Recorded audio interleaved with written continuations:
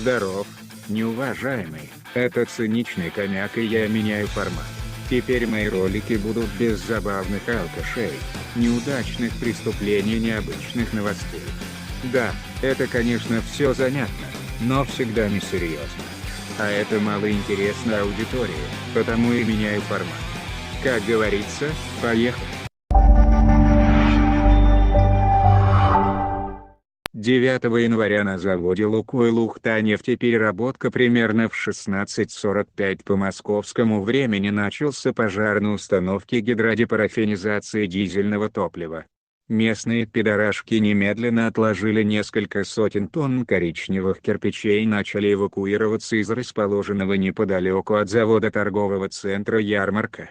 Очевидцы с обосранными и кальсонами сообщили о нескольких взрывах, которые были видны с разных мест города. Очевидцы же сообщили, что взрывов было от 4 до 6, при этом они сопровождались дребезжанием в окнах, что свидетельствует о взрывной волне. Известное федеральное фейкометное издание «Новая газета» сообщило об эвакуации пригородного поселка Дежнево, спровоцировав этим вбросом панику в социальных сетях и новый виток вбросов о переполненных трупами моргов. Никакого креатива, все то же самое было и после кемеровской трагедии в Зимней Вишне. Глобальное наебательство. Глобальное. Несмотря на то, что в официальных сообщениях правительства Коми и МЧС о взрывах не сообщается, слово «взрыв» употребил Мага, ухтинский мэр, в кратком интервью во время происшествия. В 16:45 произошла разгерметизация одной из 9 емкостей, где хранилось присадки для топлива.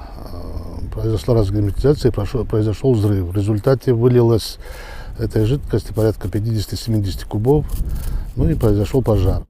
На самом деле во время пожара пострадал один из сотрудников НПЗ, его отвезли в Ухтинскую областную больницу. Пока одни жители снимали контент для своих бложиков, особенно ушлые горожане ломанулись на автозаправке, приносить «Лукойлу» доход, чем спровоцировали транспортный коллапс. Терлась вот здесь стоять, дышать выхлопами. Капец. Это не норма, это какая-то страшная, жуткая, ужасная болезнь. Масло в пожар пытались подлить непротрезвевшие после новогодних праздников коммуняки, подхватив панику и обвинив Гапликова в бездействии.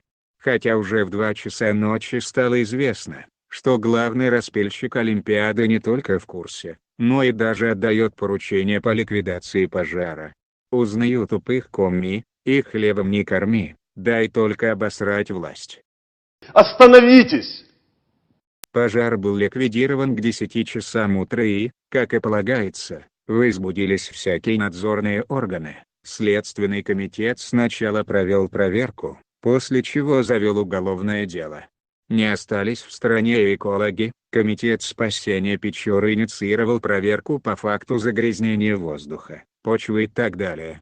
Между тем, загрязнение окружающей среды в жилой зоне Ухты после пожара на нефтеперерабатывающем заводе не обнаружено. Об этом доложил Роман Полшветкин на очередном заседании правительства Республики Коми, которое провел Сережа Агапликов 16 января 2020 года. До кучи еще и мошенники пытались нажиться на помощи якобы пострадавшим. Это Россия! Но этого сделать им не удалось. Довольно быстро о них сообщили СМИ. В конце можно отметить, что несмотря на визуально страшную картину пожара, все оказалось не так чудовищно, как показалось изначально. Ни горы трупов, ни второго Чернобыля не случилось. Пожарные и МЧС сработали слаженно, мэр был в штабе, глава республики тоже не остался в стороне. У меня появился канал в телеге, подписывайтесь на него и другие мои ресурсы. Пока, неуважаемые.